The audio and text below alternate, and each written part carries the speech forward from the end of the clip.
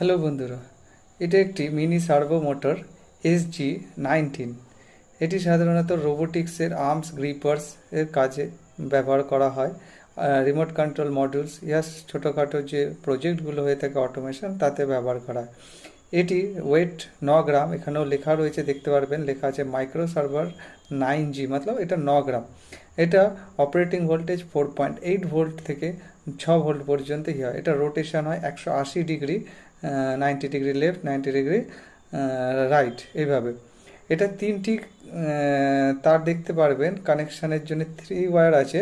প্রথম ব্রাউনটা হচ্ছিল গ্রাউন্ডের জন্য, রেডটা হচ্ছিল সাপ্লাই ভোল্টেজ, যেটা 4.8 ভোল্ট থেকে 6 ভোল্ট পর্যন্ত, আর ইয়েলো বা অরেঞ্জ কালারের যে ওয়্যারটা আছে সেটা সাধারণত আমাদের কন্ট্রোলের জন্য। ভিডিওটি ভালো লাগলে অবশ্যই সাবস্ক্রাইব করবেন, লাইক করবেন এবং শেয়ার করবেন।